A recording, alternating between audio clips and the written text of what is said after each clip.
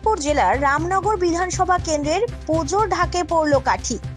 রামনগর ১ নম্বর ব্লকের তালগাছাড়ি ১ নম্বর গ্রাম পঞ্চায়েতের রামনগর রাও হাই স্কুলের বনবিথিতে ঘেরা মাঠে শরতে সম্ভাবী ক্লাবের দুর্গোৎসব 2025-এর মহা সমারোহে খুঁটি পুজো হলো। ঢাক ঢোল বাজিয়ে মাঙ্গলিক কর্মকাণ্ডের পর পবিত্র খুঁটি পুঁতে উদ্বোধন করলেন রামনগর ১ নম্বর পঞ্চায়েত সমিতির সভাপতি নিতাই চরণ সার। পুজো আসছে, শরতে সম্ভাবী এবার খুঁটি পুজো উন্মাদনা তুঙ্গে, কি বলবেন? গত বছর এরা শুরু করেছিল শরতে সম্ভাবী সার্বজনীন দুর্গোৎসব রামনগর রাও হাই স্কুলের ময়দানে।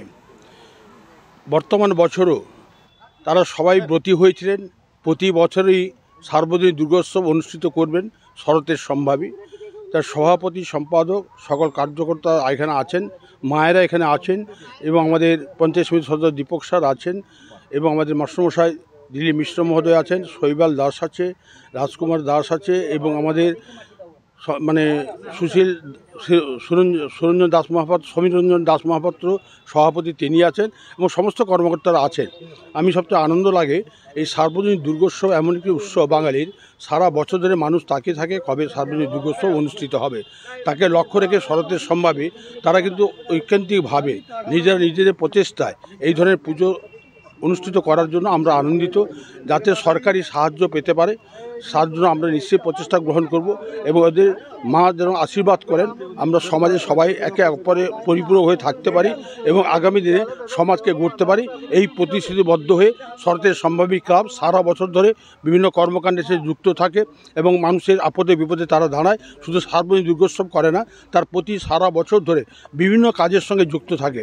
অবহেলিত মানুষ, দুর্গত মানুষ সবাইকে তারা সাহায্য করে যথাযথ এবং গ্রামে পিছিয়ে পড়া মানুষের কাছে তারা কিন্তু পৌঁছে যায় যাতে তাদের উন্নতি সাধন বা সমাজের বদ্ধপরিকরে কাজ করে।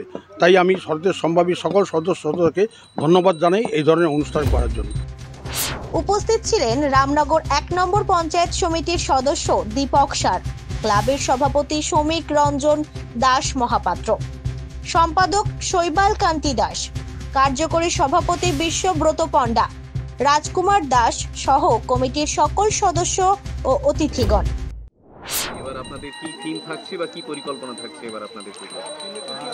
আমাদের পৃথিবীতে গোটা বিশ্ব উষ্ণায়ন চলছে। আমরা প্রথম ধাপ আমরা বৃক্ষরোপণ দিয়ে শুরু করেছি। আগামী দিনে 15ই আগস্ট আমাদের বৃক্ষরোপণ কর্মসূচিকে আরও সফল এবং সার্থক করা হবে। তার জন্য আমরা 15ই আগস্ট রামনগর রাও স্কুলের প্রত্যেকটি ছাত্রছাত্রীর হাতে একটি করে চারা গাছ আমরা তুলে দেবো এবং সরকারি যে সমস্ত জমি জায়গা আছে, ল্যান্ড আছে, সেসব জায়গায় আমরা গাছ লাগাবো। এবং আমাদের এবছর আমাদের যে আজকে খুঁটি পুজো হলো, খুঁটি পুজোতে আমাদের যে এবছরের থিম হবে শরতের আকাশ। শরতের আকাশে এবং মানুষের কল্পনা জগৎ, মানুষ দুর্গাকে নিয়ে অনেক কল্পনা করে, আমরাও সেই কল্পনার জগতে এই কদিন আমরা কল্পনায় ভাসি, অমুক করবো তমুক করবো, সেই জন্য কল্পনার একটা জগৎ হবে। সেখানে পরী থাকবে, অনেক রকম ব্যাপার থাকবে, মানুষের কল্পনায় ভালো কিছু। আগামী দিনে আমাদের এবছর পুজোর থিম এটা হতে চলেছে। সরকারি সাহায্য কি এবার আপনার পাচ্ছেন?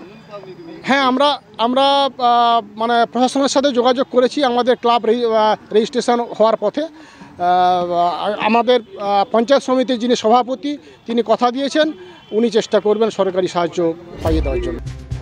এবার শরতের আকাশ থিম নিয়ে মণ্ডপ ও পরিবেশ সাজিয়ে তোলা হবে, যা দর্শক মণ্ডলীর মন জয় করবে বলে আশা প্রকাশ করেছেন আয়োজক সংস্থার কর্মকর্তাবৃন্দ। আনুমানিক ব্যয় ধরা হয়েছে 15 লক্ষ টাকা।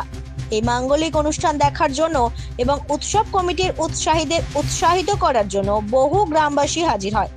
এদিন সকলকে মিষ্টিমুখ করিয়ে শারদ উৎসবের প্রস্তুতির শুভ সূচনা হলো। পূর্ব মেদিনীপুর থেকে মনোজ গিরির রিপোর্ট, জেলার বার্তা।